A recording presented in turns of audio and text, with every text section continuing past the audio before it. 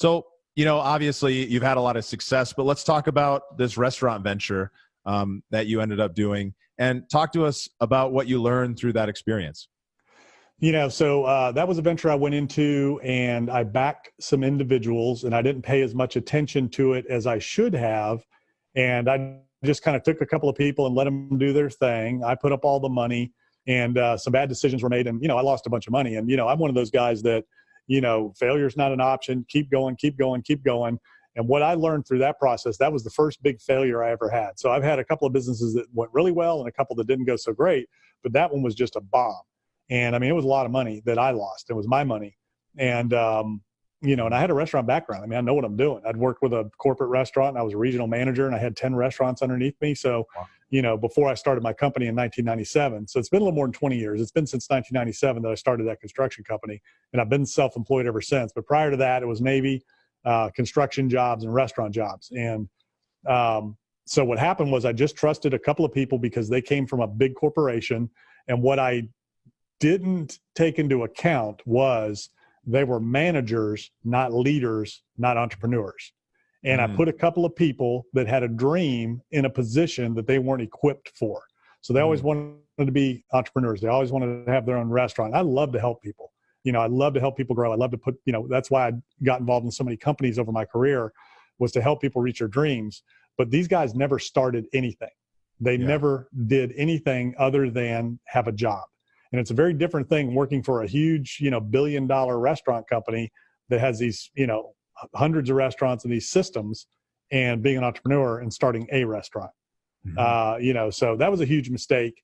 And that was probably one of my biggest failures. And when I made the decision to close the restaurant, I remember the day, and I went up on my birthday, closed that restaurant, gave away all the food we had left. And I mean, I told them we were closing, but it was on my birthday. I decided to pull the plug, and it was the first time that I ever quit on anything like that. If you want to call it quitting. I mean, you got to know when to fold sometimes, right? You got to know when to walk away. Sometimes you just plug the hole and you keep going. And this part of business, you just start over. And, that was the first time I ever had to do that with a company or a business in my career. So it was huge because everything prior to that point that I had touched had become very successful.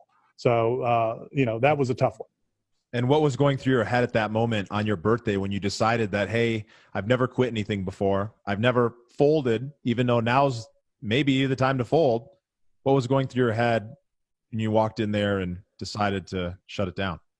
So I'm not a quitter. I don't give up. I don't quit. I'm like a pit bull. I'm going to latch on until you kill me. And, so it was the struggle between being wise and being prudent and knowing when to walk away and reconciling that with being a quitter.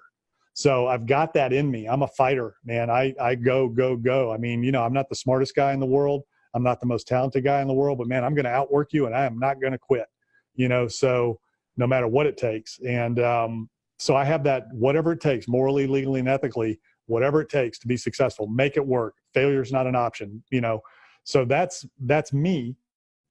So so in business, sometimes, businesses just don't work, right? It's like venture capital, man. I mean, 70% of what they invest in never works. So what I had to understand was everything doesn't have to work. Sometimes you have lessons that are more valuable in failure, and and they're 100 times more valuable than anything you'll ever have in success. You learn way more from your challenges, your struggles, and your failures than you'll ever learn from success. So sometimes you have to go through things to get you to the next level. So that was my first instrumental understanding of all those cliches, right? Failing forward, all that kind of stuff.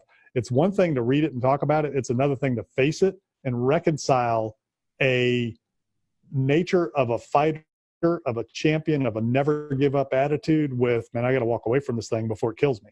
So that was the first time I ever had to do that. And it took me a while to reconcile that,